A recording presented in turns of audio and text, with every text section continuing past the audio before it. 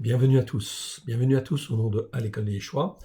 Nous sommes là aujourd'hui même le 25 juillet. 25 juillet et nous préparons donc le prochain Shabbat. Prochain Shabbat qui aura donc lieu le 31 juillet. Ce sera en fait le neuvième jour du 5e mois. Nous sommes là donc dans le calendrier, comme vous le voyez en fait à l'écran, le calendrier en fait messianique du roi David, dont Yeshua est l'héritier. C'est extrêmement important afin d'être dans les temps qui viennent, les temps prophétiques qui viennent, d'être dans les temps de Dieu et afin de se préparer, bien évidemment, et de se fortifier, afin de servir l'Éternel comme il le veut. Amen. Ce calendrier du messianique du roi David, dont Yeshua l'héritier, commence le mercredi 24 mars 2021 et se terminera le mardi 22 mars 2022.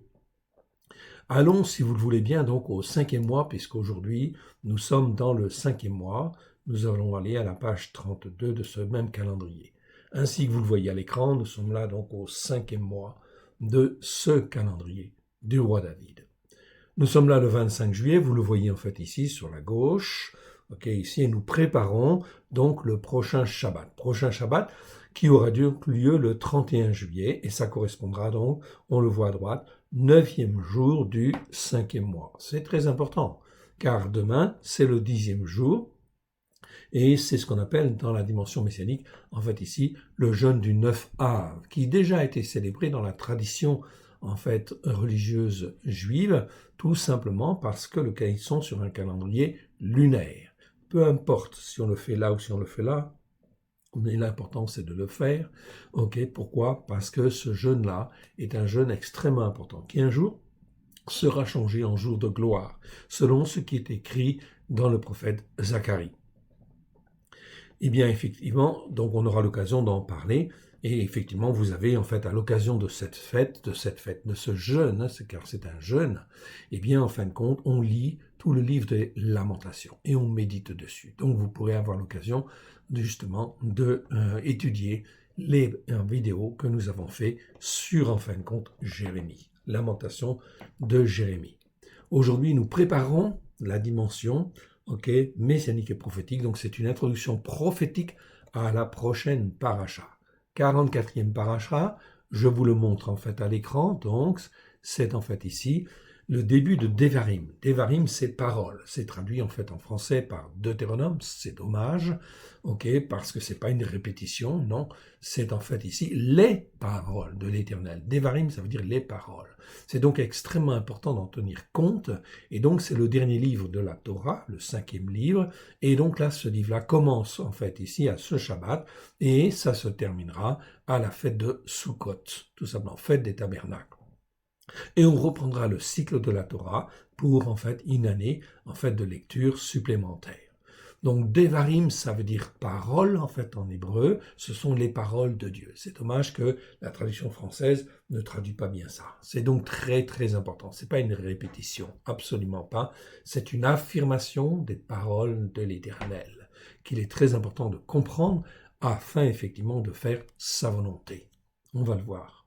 Donc on lira Deutéronome chapitre 1 verset 1 jusqu'à 3 verset 22, les Haftarot suivantes, Ésaïe chapitre 1 verset 1 à 31, Jérémie 30 verset 1 à 24, qui a été rajouté essentiellement par Maïmonide, mais c'était inspiré, donc c'est très bien, on le garde, et Psaume en fin de compte 19, effectivement. Ensuite, la Brit Hadasha, Marc chapitre 6 verset 28 à 40. Avant d'introduire en fait ici, afin de vous présenter ces en fin de compte vidéos, je voudrais en fin de compte ici vous donner un message que j'ai reçu justement par rapport à titre de l'introduction prophétique à ce livre.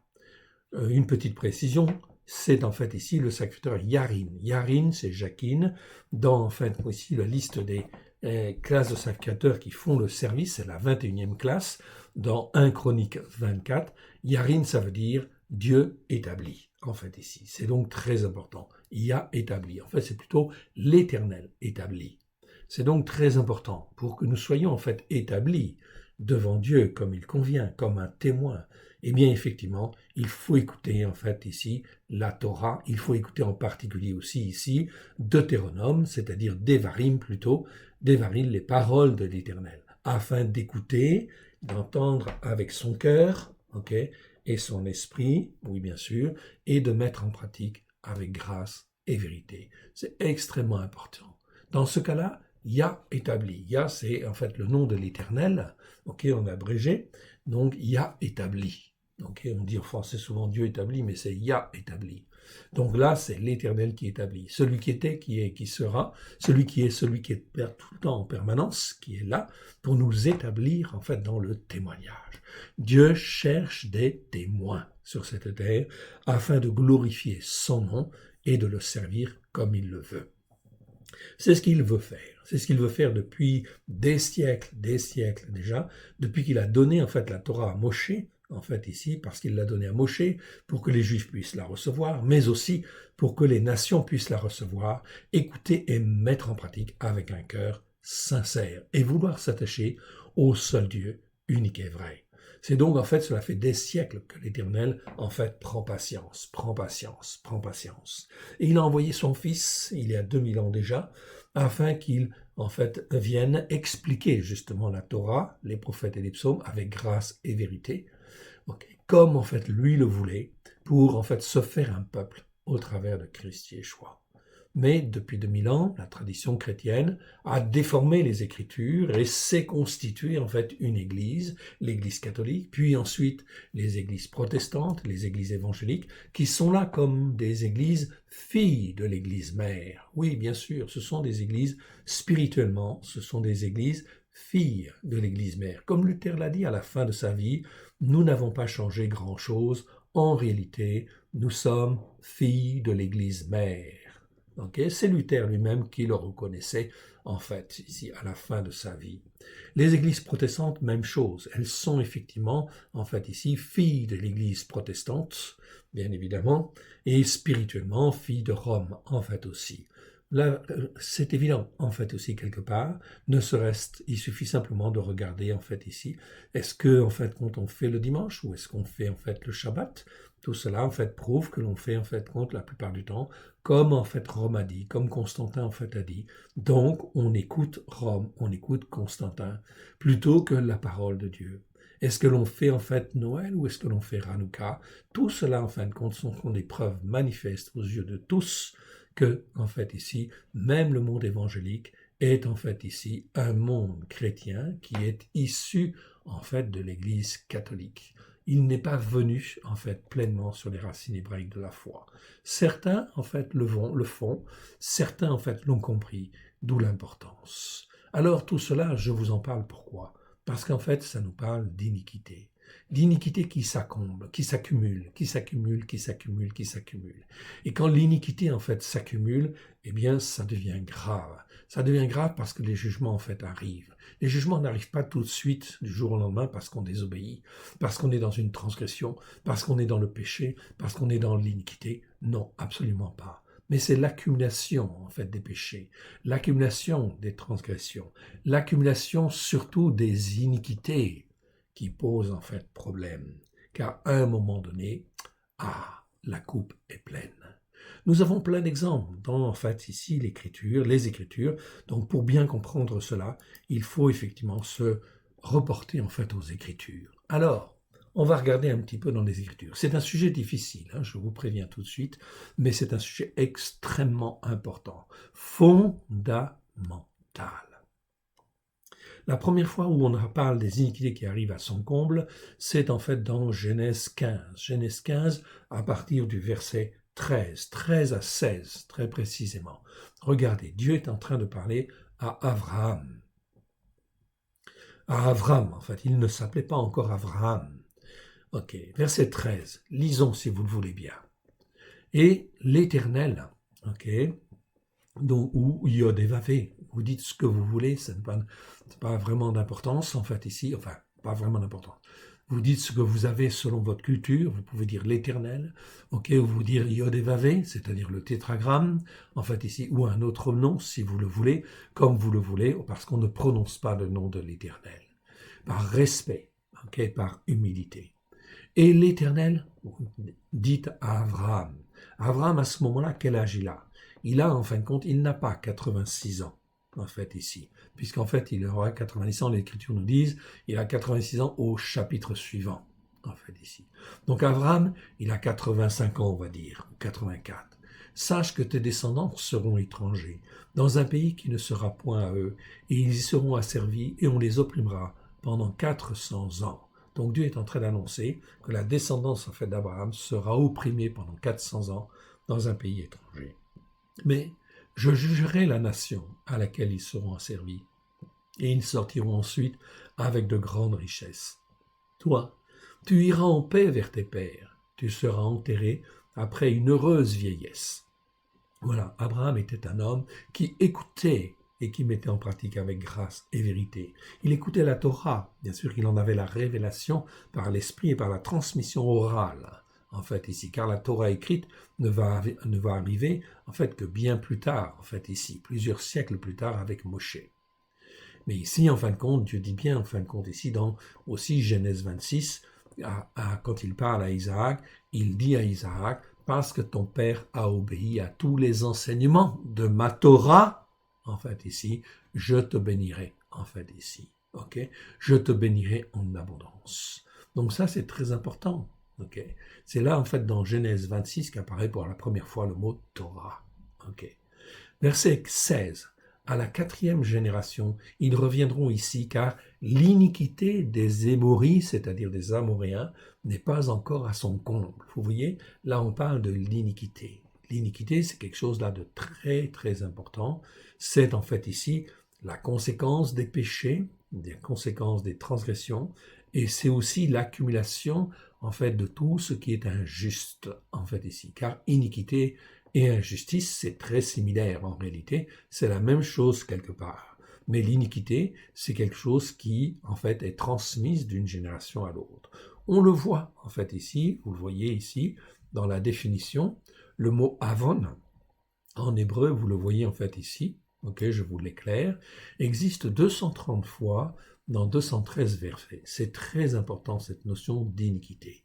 Iniquité, c'est tout ce qu'on accumule, en fait, de mauvais, d'injuste devant Dieu. Et quand on parle d'injustice, c'est toujours par rapport à une loi, une règle. Et la règle, c'est toujours la Torah.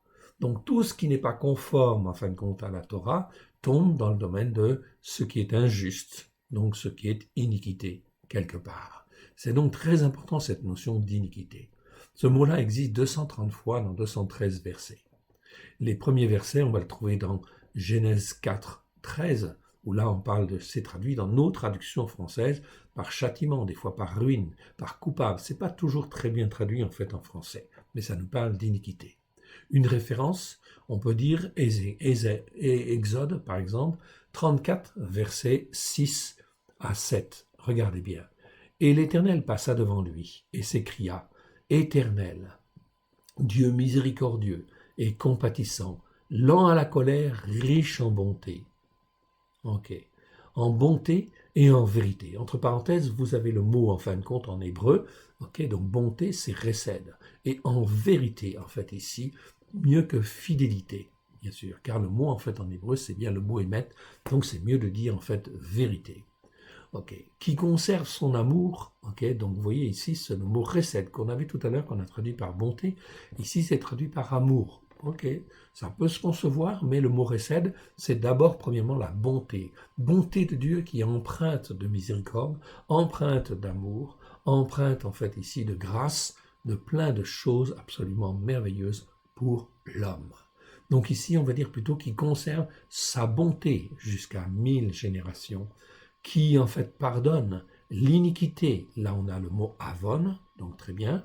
On note iniquité, première chose. La rébellion, en fait, ensuite, c'est le mot pécha, c'est le deuxième mot très important. Et ensuite, le péché, rata, en fait, en hébreu. Nous avons là 3 mots essentiels, avon, pécha et, en fait, rata.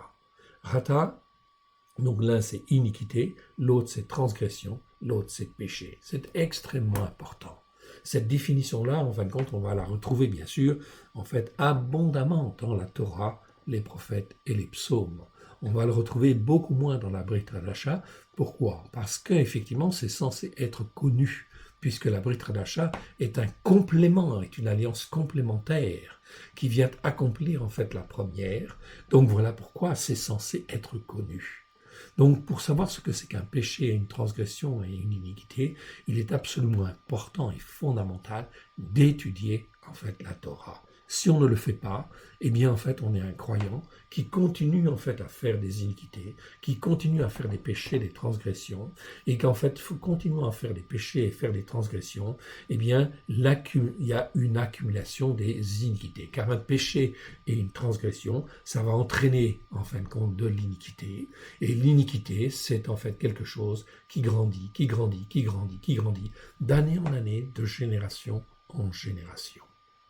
Ici, donc, il est dit, mais qui ne tient pas le coupable pour innocent et qui punit l'iniquité des pères sur leurs enfants et sur les enfants des enfants jusqu'à la 3e et 4e génération.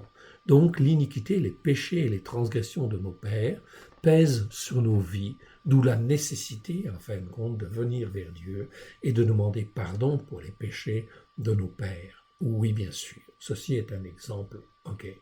Et c'est un exemple très important car la parole de Dieu, on ne la change pas et c'est extrêmement important de faire le ménage, en fait, de nettoyer.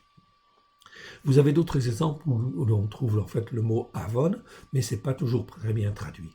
Même dans les traductions françaises, la plupart du temps, en fait, ce mot-là est traduit par péché, en fait, ici, comme le mot rata, etc., ou faute, etc. Donc ça entraîne une confusion, malheureusement, et qui fait que, en fait, le croyant n'est pas instruit, n'est pas formé comme il convient.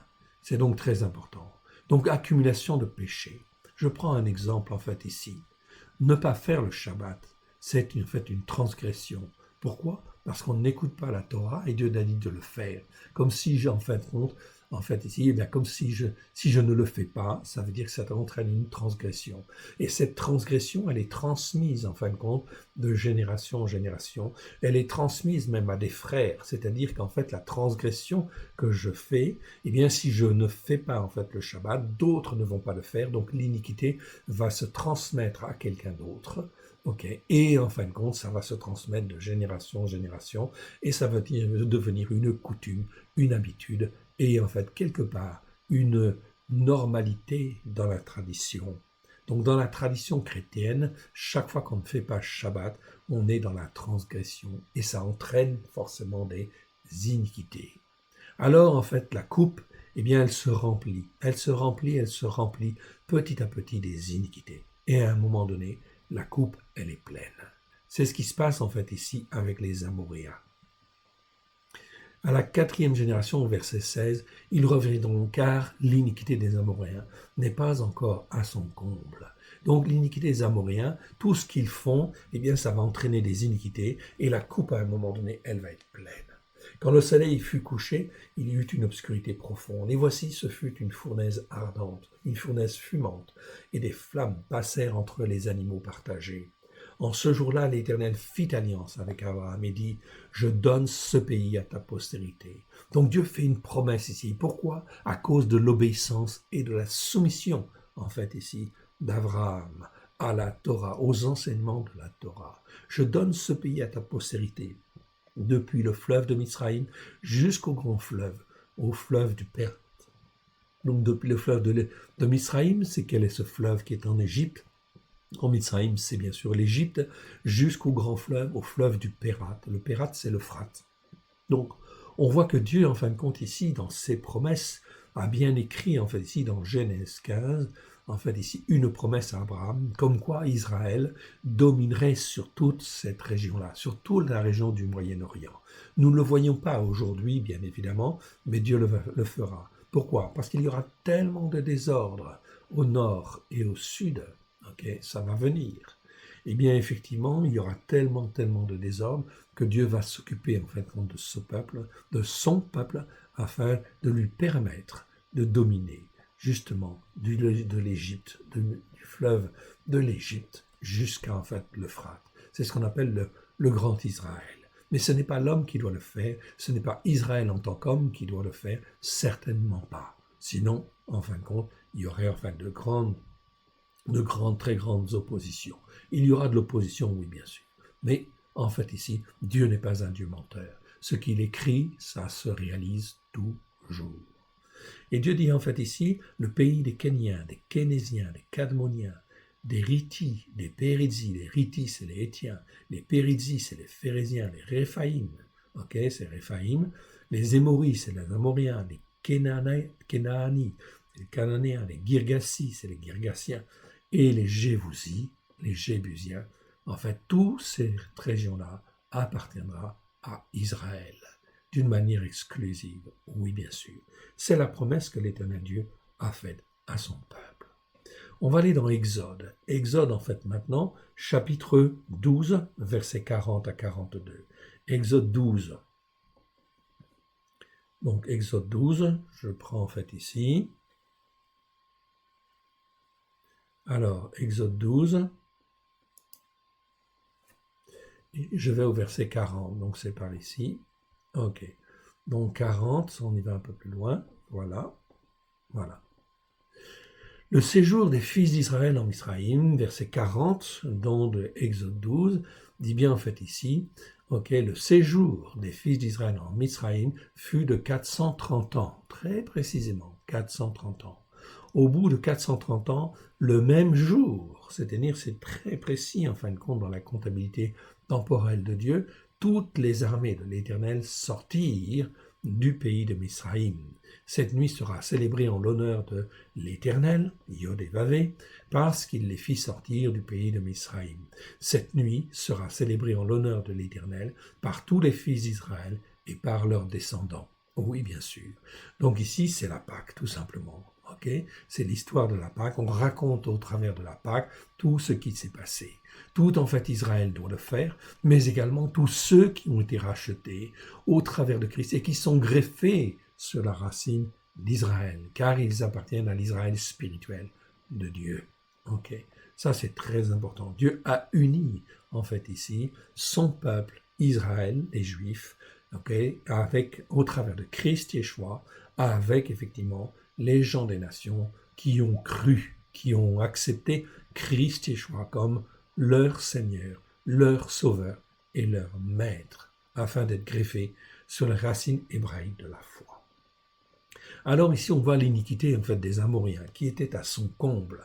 Et là, en fait, les jugements sont venus, ils ont été expulsés en fin de compte de leur territoire, voire exterminés en fait ici, tout simplement. Pourquoi? Eh bien à cause de leur iniquité qui était arrivée à leur comble. À leur comble, oui, tout à fait. On va aller dans Ézéchiel, maintenant Ézéchiel 35, verset 5. Regardez bien ce qui se passe. Ézéchiel, donc Ézéchiel, j'y arrive, Ézéchiel 35, verset 5. On y est. Là, en fait, l'Éternel parle d'un jugement sur Édom. Édom, c'est le pays de Séir. Ok. Et donc, en fait, il va étendre sa main sur, en fait, ici, Séir, parce qu'elle a été orgueilleuse, parce qu'elle a été cruelle contre Israël. Mais pourquoi, en fin de compte, Édom a-t-il été, en fait, aussi cruel et aussi méchant? Dieu avait permis que Séir, en fait, ici, Édom, réagisse, en fait, et attaque, effectivement, Israël. Ok. Ici, en fin de compte, Dieu dit, verset 5, « Parce que tu avais une haine éternelle, parce que tu as précipité, tu as précipité par l'épée les fils d'Israël au jour de leur détresse, au temps où l'iniquité était à son terme. » Donc vous voyez bien que ici, pour Israël, en fait, eh bien, Avon, l'iniquité, était arrivée à son comble, à son terme. Et quand, en fait, ici, l'iniquité arrive à son terme, les jugements, en fait, arrivent. Ici, c'est Séir qui agit, c'est Édom. Mais comme Édom avait déjà de la haine, une haine farouche contre, en fait, ici, Israël, et en fait, Édom s'est comporté d'une manière, en fait, absolument cruelle et horrible vis-à-vis, en fin de compte, d'Israël. Dieu juge ces choses. Alors, je voudrais aller maintenant dans Jérémie, car on parle en fait ici de l'iniquité. L'iniquité, donc, ce sont des choses qui sont injustes. Iniquité ou injuste, c'est pratiquement pareil, c'est la même chose. Donc, ils sont injustes devant Dieu et qui s'accumulent. Et qui s'accumulent de génération en génération. Et quand la coupe est pleine, c'est terminé. Ok. Donc, au temps de Jérémie, qu'est-ce qui s'est passé? Eh bien, pour Juda, en fait, ici, Israël a été jugé, puis, en fait, ici, dispersé par, en fait, les Assyriens. Ensuite, eh bien, presque 200 ans plus tard, eh bien, c'est effectivement, en fait, le tour de Juda. Juda, en fin de compte, qui, comme sa grande sœur, Israël, a fait aussi la même chose. Des iniquités se sont accumulées, accumulées. Jérémie a parlé pendant plus de 40 ans, disant qu'il fallait revenir à la parole de Dieu. Puis, en fin de compte, ils ne sont pas revenus. Résultat des courses, il y a eu un jugement. Il y a eu en fait un jugement sur effectivement en fait Juda. Et on va aller dans en fait ici Jérémie chapitre 25. Vous pourrez le lire en entier, c'est très clair. C'est très clair, ça se dit d'une manière en fin de compte très ouverte et en fait on comprend très très bien. Jérémie 25, le temps en fait où l'iniquité arrive à son comble. Eh bien en fin de compte voilà, en fait ici. Ok, arrive à son comble et en fait ici Juda va être jugé. Israël, Juda, Jérusalem va être détruite, le temple va être détruit et en fait les Juifs vont être emmenés en captivité. Captivité 70 ans, nous dit Jérémie. Verset 12, on le voit très bien, c'est bien écrit. Mais lorsque ces 70 ans seront accomplis, je châtierai le roi de Babel et cette nation, déclaration de l'Éternel, à cause de leur iniquité. On parle toujours de l'iniquité. Je punirai le pays des Kasdim, c'est-à-dire des Chaldéens, et j'en ferai des ruines éternelles. Donc ici, Dieu va juger Babel. Donc Dieu a jugé Juda, bien sûr, à cause de ses iniquités, ça va de soi. En fait, ici, on le comprend très très bien. C'est pour ça qu'à un moment donné, eh bien, quand la coupe est pleine, eh bien, en fin de compte, voilà. Eh bien, là, ce sont les grands jugements qui arrivent. Eh bien ici, en fin de compte, ici, mais même ceux qui agissent contre, en fait, ici, pour faire le jugement de Dieu, eh bien, selon la manière dont ils agissent, ils sont effectivement jugés par Dieu également. Donc, verset 13, « Je ferai venir sur ce pays toutes les choses que j'ai annoncées sur lui, tout ce qui est écrit dans ce livre. » Ce que Yirmiyahu, c'est Jérémie, a prophétisé sur toutes les nations. Car des nations puissantes et de grands rois les asserviront, eux aussi je leur rendrai selon leurs œuvres et selon l'ouvrage de leurs mains. Car ainsi m'a parlé l'Éternel, l'Élohim d'Israël. Prends de ma main cette coupe remplie du vin de ma colère et fais-la boire à toutes les nations vers lesquelles je t'enverrai. Donc les jugements de Dieu, en fait de l'Éternel, s'accomplissent et s'accompliront de toute façon. Dieu a jugé Israël, Dieu a jugé en fait Juda, en fait ici, et en fait ici va juger toutes les nations. Toutes les nations, oui bien sûr. Au cours de l'histoire, on ne le voit pas de manière forcément apparente, etc. Mais en fait, beaucoup de nations ont eu une période de domination, puis en fait ça s'est éteint, ils sont devenus des petits faits, des pays plus faibles, etc. Tout simplement, tout cela, c'est l'ordre de Dieu qui réduit la puissance de tel pays ou tel autre pays. Tout ça, ça fait partie des jugements de Dieu. C'est Dieu, en fin de compte, aux coupes en fait, d'iniquité qui sont pleines. Regardez en fait ici ce qu'il est dit après. Car ainsi m'a parlé l'Éternel, l'Élohim d'Israël. Prends de ma main cette coupe, remplie du vin de ma colère, et fais-la boire à toutes les nations vers lesquelles je t'enverrai. Ils boiront, ils chancelleront, et seront comme fous à la vue de l'épée que j'enverrai au milieu d'eux. L'épée, c'est la dispute, c'est la discorde, c'est la division, c'est en fait le conflit, en fait ici, social, c'est le conflit, en fait ici, comment dire, ethnique, c'est le conflit, toutes sortes, en fin de compte, de, comment dire, de conflits, en fait, de conflits qui peuvent amener la mort, dispute, discorde, etc., mais à un niveau, en fin de compte, relativement important, où il peut y avoir des bagarres dans les rues, en fait, ici, comme vous l'avez vu avec les gilets jaunes, comme on l'a vu, tout ça, c'est l'épée. C'est l'expression de l'épée, c'est l'expression de la discorde, en fait, ici, qui est en train de monter, de la moutarde, comme on dit, qui monte au nez, en fait, ici, tout simplement. Et ça devient ingérable, ingérable. Et à un moment donné, ça devient ingérable. Voilà ce qui va arriver, en fait, aussi en France, bien évidemment. On va arriver à une époque où, en fait, ici, ce sera ingérable. Et que j'enverrai au milieu d'eux. Verset 17. Et je pris la coupe de la main de l'Éternel, et je la fis boire à toutes les nations vers lesquelles l'Éternel m'envoyait. À Jérusalem, aux villes de Yehuda. Donc là, je continue, je vais m'arrêter au verset 17 et je vais reprendre. Je vais reprendre au verset 27. Vous pouvez lire tout le chapitre 25, bien évidemment, mais je vais en arriver à l'essentiel. Donc je prends le verset 27. Tu leur diras, ainsi parle l'Éternel des armées, l'Éternel, l'Élohim d'Israël. Buvez et enivrez-vous, vomissez et tombez sans vous relever, à la vue de l'épée que j'enverrai au milieu de vous. Même aujourd'hui, les périodes de confinement qui s'accumulent, cela entraîne en fait ici des discordes, des disputes, de la révolte, etc.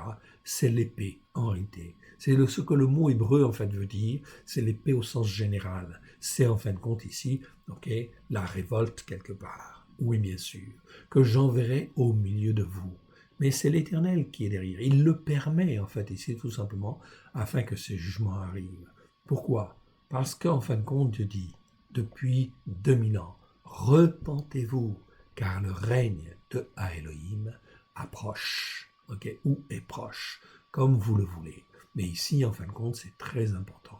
C'est un appel à la repentance. On l'a expliqué déjà au début du Covid. Nous avons fait des séminaires, des vidéos sur le coronavirus, etc., ou Covid-19. C'est en fait sur la chaîne YouTube, vous pouvez les regarder. C'est un appel à la repentance. Un appel à la repentance pour tous les rois de ce monde, pour tous les chefs de ce monde, mais aussi pour tous les pasteurs, mais aussi pour tous les croyants. Oui, bien sûr. Le Covid-19, c'est simplement étape par étape. Est-ce que l'on écoute Dieu? Est-ce qu'on se repent? Est-ce que l'on se tourne vers lui? Oui ou non? Si on ne se tourne pas vers lui, eh bien Dieu, en fin de compte, continue. Et il va persévérer avec, en fait, des choses de plus en plus difficiles, des Covid-19 avec des variants qui sont de plus en plus difficiles. Tout cela, Dieu le permet. Dieu le permet pourquoi? Parce qu'il appelle à la repentance. Il appelle à la repentance d'une manière très claire. Vous allez voir, écoutez bien, regardez bien ce qui va se passer. Car voici dans les villes sur lesquelles mon nom est invoqué, je commence à faire du mal. Et vous resteriez impunis? Parce que Dieu, en fin de compte, n'est pas le Dieu de la justice. Il a jugé même son propre peuple, Israël, et en fait Juda. Et en fin de compte, les nations ne seraient pas punies.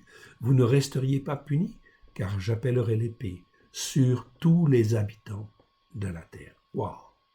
Déclaration de l'Éternel des armées.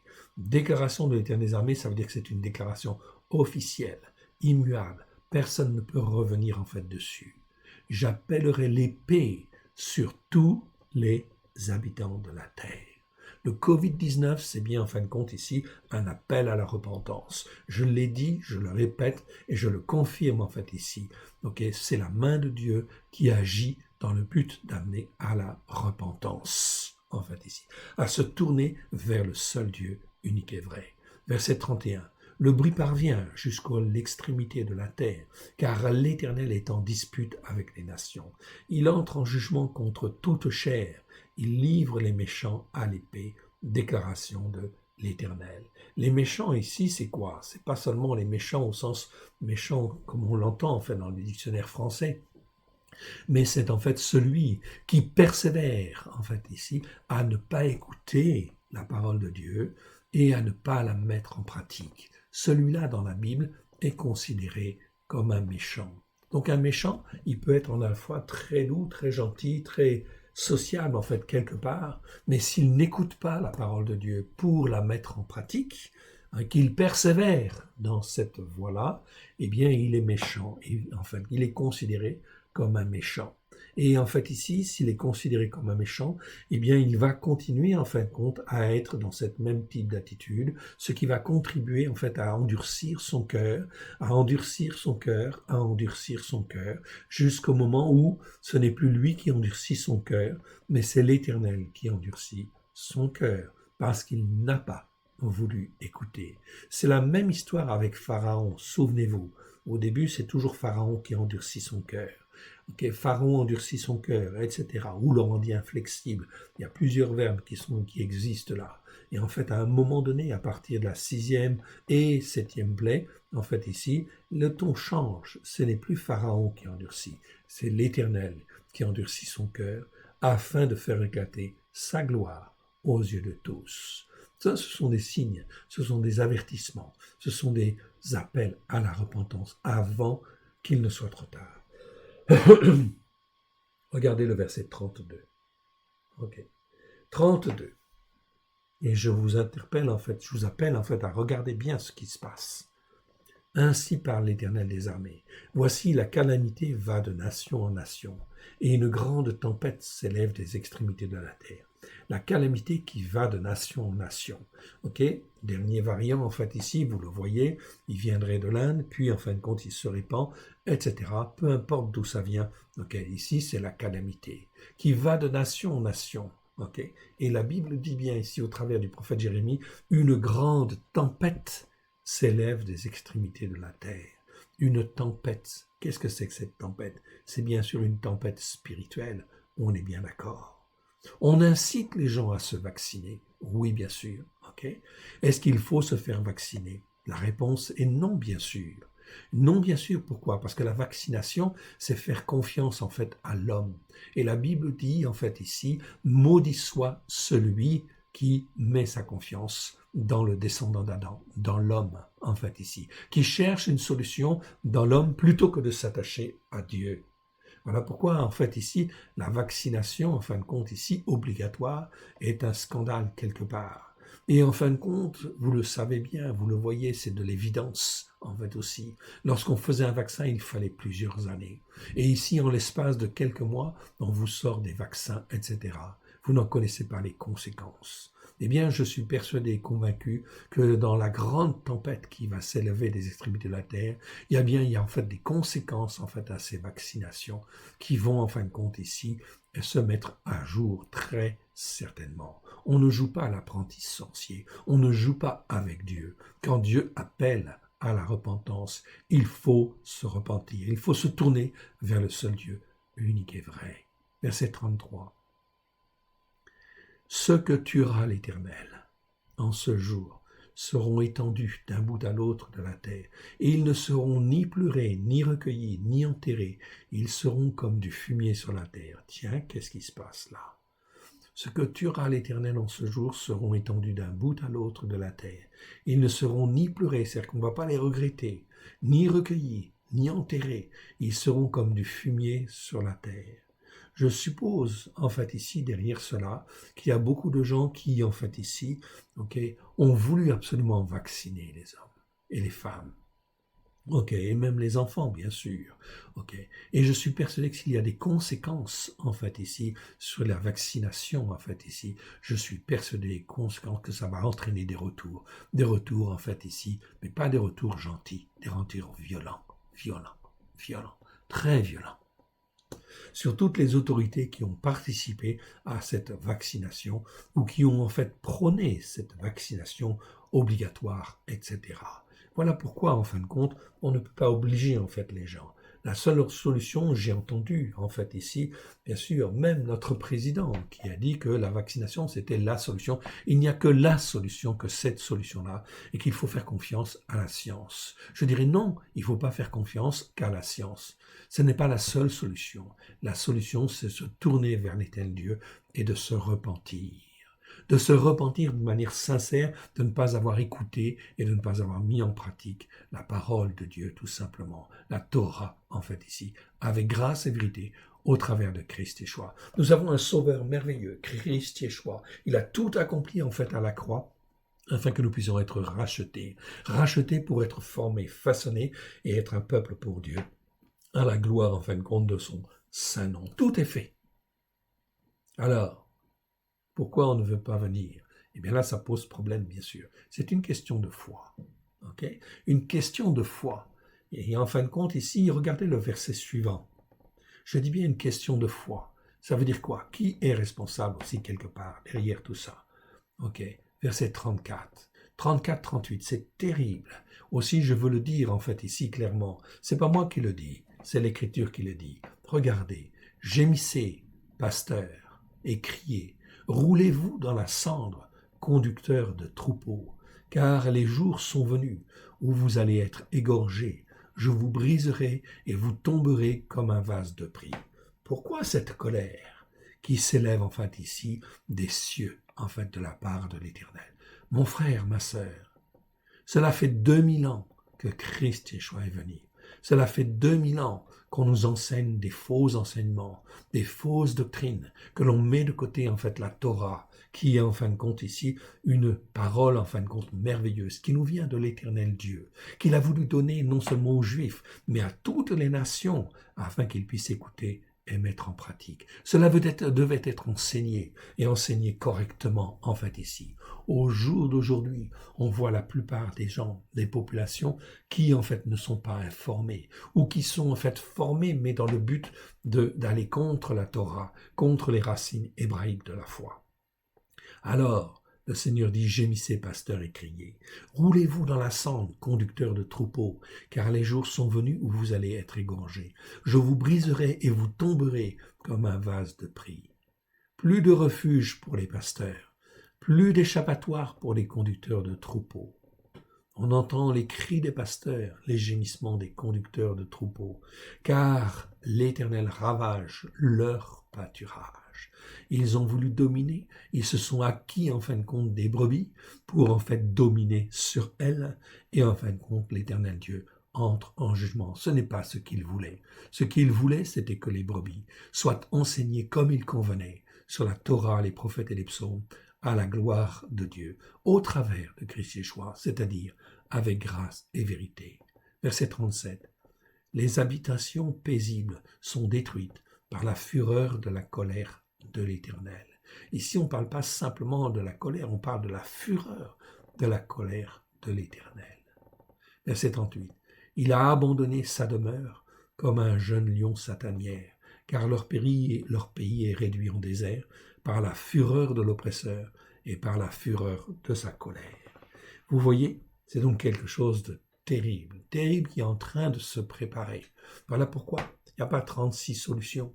Okay. Il n'y a pas 36 solutions, il faut revenir, il faut se repentir, revenir vers Dieu. Repentez-vous, car le règne de Dieu est proche. Regardez ce qui est écrit dans l'Apocalypse. Apocalypse chapitre 3, verset 10. Je ne citerai en fin de compte que ce passage.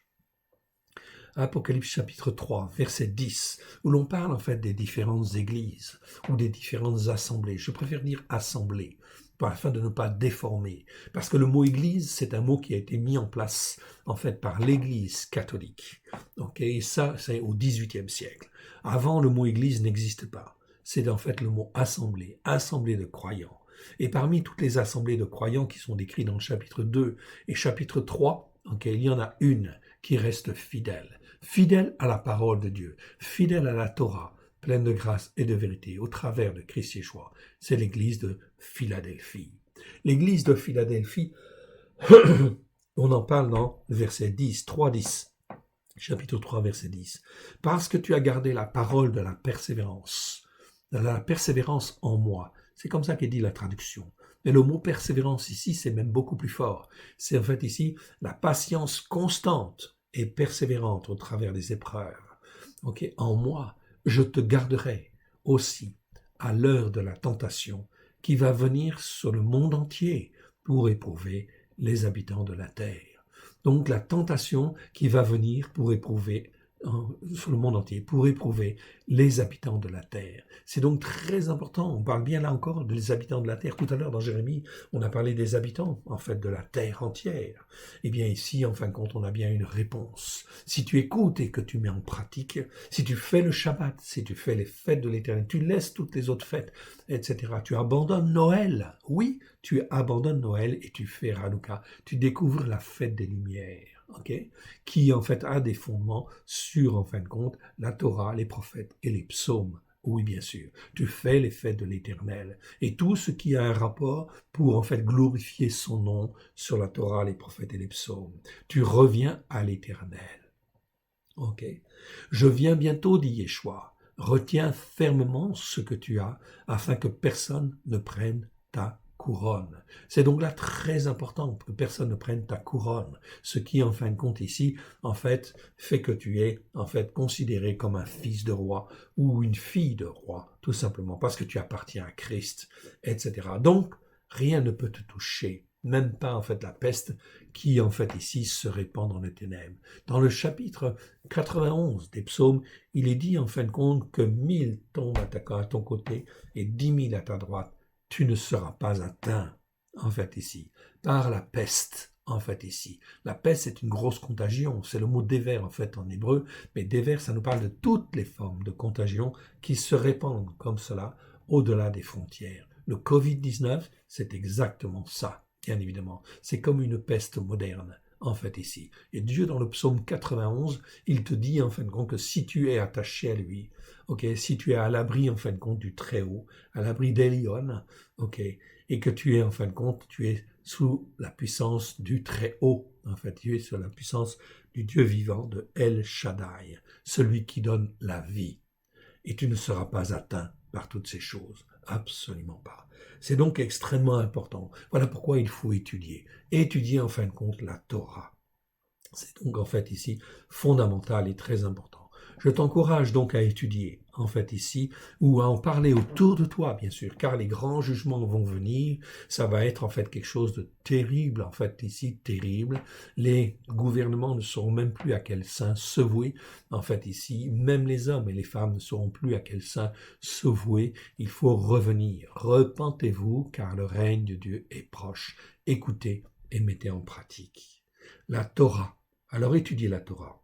Aujourd'hui, nous commençons, enfin le Shabbat prochain, nous allons commencer en fait le livre de Deutéronome. Alors, vous allez en fin de compte ici, sur YouTube, si vous écoutez cette vidéo, vous y êtes déjà. Pour ceux qui n'y sont pas, vous tapez en fait ici YouTube, en fait ici. Vous allez donc sur la chaîne YouTube. Ok, je vous montre tout simplement. Vous cliquez ici sur YouTube. Ok, très bien. Une fois que vous êtes sur YouTube, ici, vous tapez à l'école de Yeshua. Et vous voyez le nom apparaître automatiquement. Vous le sélectionnez et vous êtes sur notre site à l'école de Yeshua. Vous cliquez sur le logo en fait ici que vous voyez apparaître pour bien rentrer en fin de compte dedans et pouvoir sélectionner facilement. Okay.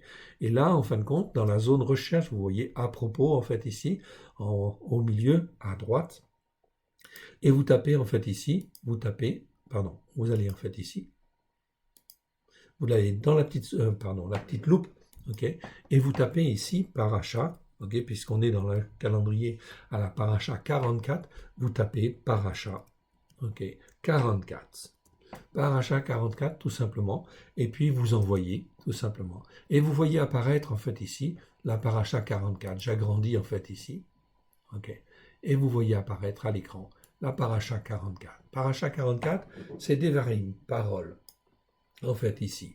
Donc parole, c'est Devarim, c'est Deutéronome, et on va lire en fait ici le premier, en fait ici les premiers chapitres de Deutéronome. Deutéronome, c'est le cinquième livre de la Torah. C'est un récapitulatif en fait aussi, et c'est toutes sortes en fait d'explications sur en fait les paroles de Dieu, les paroles que je dois écouter et mettre en pratique avec grâce et vérité. Nous avons fait cet enseignement en fait l'année dernière. Il date en fait du 1er août 2020. En fait ici, vous voyez, en fait ici, cette lecture, c'est, en fait, vous voyez 0509, ça veut dire 05, c'est le mois, donc c'est le 5e mois, et 09, c'est le 9e jour. 9e jour du 5e mois. L'année dernière, c'était effectivement le 1er août 2021. Cette année, en fait, ici, le 9e jour du 5e mois, c'est le 31 juillet 2021. Cela bouge tous les ans de 1 jour, voire 2 jours de temps en temps. Okay. Donc ça, c'est très important parce que ça nous permet d'être recalés sur le calendrier en fait solaire et sur le calendrier en fait messianique du roi David, dont Yeshua est l'héritier. Vous avez donc en fait ici, paracha 44, première partie. Cette paracha 44, elle est en 2 parties. Vous voyez, partie 1 sur 2 et en dessous, partie 2 sur 2. La première fait 1h40, donc c'est en fait ici un enseignement déjà assez consistant. Et en fait, la deuxième, eh bien, elle fait 1h46. C'est donc là aussi encore un enseignement consistant. Un peu de temps, oui, bien sûr. Oui, c'est assez, en fait, nous avons fait ces enseignements d'une manière un peu approfondie. Pourquoi? Parce que, en fait, ici, on manque de nourriture. Le croyant ne sait pas la différence entre un péché, une transgression et une iniquité. Et il faut apprendre afin que les iniquités ne s'accumulent pas, etc. Que les péchés, les transgressions ne s'accumulent pas et n'entraînent d'autres iniquités qui viennent, en fait, ici, remplir la coupe, en fait, ici. Christ Yeshua a payé pour nos péchés, nos transgressions et nos iniquités. Mais c'est très important puisque nous avons été rachetés au travers du sang de l'agneau, du sang précieux de l'agneau. Pourquoi nous avons été rachetés?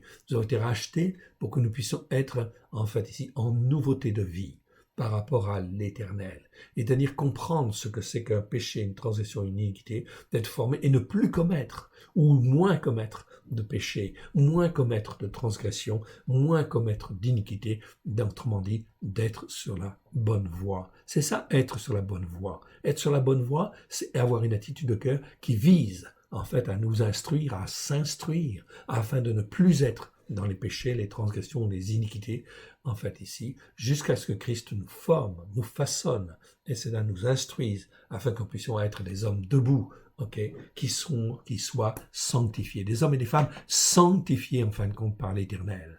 Rassurez-vous, on n'arrive pas au stade parfait, c'est impossible. Mais en fait, au jour où Christ paraîtra, il verra notre attitude de cœur. Si nous avons voulu être dans ce sens-là, si nous voulons être en fait ici cette transformation par la puissance de l'Esprit Saint, l'Esprit de la sainteté de Dieu qui agit en fait dans nos vies, si nous laissons l'Esprit de la sainteté agir dans nos cœurs et dans nos vies, eh bien en fin de compte, nous contribuons en fin de compte et nous participons et nous contribuons bien sûr à être un fils ou une fille de Dieu. Ça c'est notre part, mais c'est Dieu qui fait tout. C'est Dieu qui fait tout par son Saint-Esprit, par l'Esprit de la sainteté, et qui fait tout au travers de Christ Yeshua, qui lui en fait nous forme, nous façonne, nous instruit, etc. Et ne nous juge pas, ne nous condamne pas dès lors que nous essayons de marcher dans le bon sens. Eh bien, en fin de compte, il ne nous condamne pas. Au contraire, Yeshua est toujours là pour nous encourager, nous fortifier à aller plus loin, à nous sanctifier en fait ici encore plus par l'esprit de la sainteté. Bien évidemment, Christ est toujours là. On ne peut pas en douter afin de nous encourager. Parce que ce qu'il veut, c'est en fait présenter à Dieu un homme et une femme sanctifiés, à la gloire, en fin de compte, de l'Éternel, bien sûr, par la puissance du Saint-Esprit. Ok? Donc ça, tout ça, c'est très important. Donc je vous encourage à étudier. Prenez du temps, même si c'est un peu long, peu importe. Ok? C'est rien, mon frère, ma sœur. 1h30, 3 heures en fait ici, c'est rien, mon frère, ma sœur. C'est rien par rapport à l'éternité. Rien, rien du tout. C'est donc en fin de compte très important d'étudier, d'être façonné, d'être formé, d'être instruit. Voilà pourquoi il faut se faire violence. Il faut s'obliger, il faut s'instruire, il faut se façonner. Les choses vont devenir très mauvaises. Et vous allez voir en fin de compte des tas de choses qui vont arriver, qui vont être terribles, absolument terribles, en fait ici. Voilà pourquoi il convient de s'attacher à Dieu, afin d'être dans sa paix, au travers de Christ Yeshua. Okay? Je vais en fin de compte ici terminer ce passage avec en fait ici le chapitre 91 des psaumes. Je vais vous le montrer dans la traduction que nous avons revue en fait ici. Ça c'est extrêmement important. Okay? Déjà en fin de compte ici. Ok. Psaume 91. Ok. Celui qui demeure sous l'abri des lionnes. Des lionnes, c'est le Très-Haut. Repose à l'ombre du Shaddai, de celui qui donne la vie. Je dis à l'Éternel, mon refuge et ma forteresse. Tu es mon refuge, tu es ma forteresse. Mon Élohim en qui je me confie. C'est lui qui te délivre du filet de l'oiseleur, de la peste et de ses ravages. Peste, c'est des vers ici, c'est du Covid-19, etc., ou des variants, etc. Dieu nous garde. Okay? Si je ne suis pas à courir après les choses de ce monde, de l'esprit de ce monde, eh bien, en fin de compte, Dieu me garde.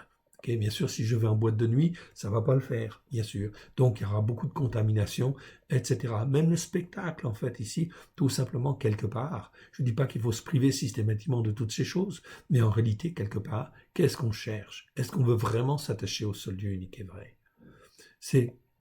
Car c'est lui qui te délivre du filet de l'oiseleur, de la peste et de ses ravages. Il te couvrira de ses plumes, et tu trouveras un refuge sous ses ailes. Sa vérité est un bouclier et une cuirasse. Tu ne craindras ni les terreurs de la nuit, ni la contagion qui frappe en plein midi. Écoute bien, en fait, ici.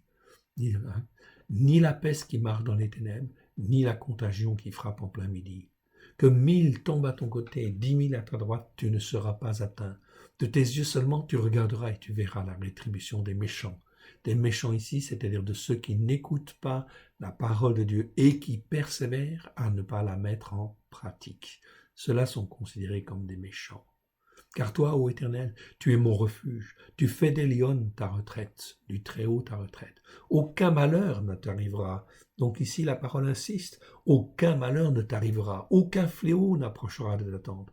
Car il ordonnera à ses anges de te garder dans toutes tes voies. Ils te porteront sur les mains, de peur que ton pied ne heurte contre une pierre. Tu marcheras sur le lion terrifiant et sur l'aspic. Tu fouleras le jeune lion et le dragon. Puisqu'il s'attache à moi, je le délivrerai du danger. Je le protégerai puisqu'il connaît mon nom. Il m'invoquerait, je lui répondrai. Je serai avec lui dans la détresse. Je l'en arracherai et je le glorifierai. Je le rassasierai de longs jours et je lui ferai voir ma délivrance. Très important.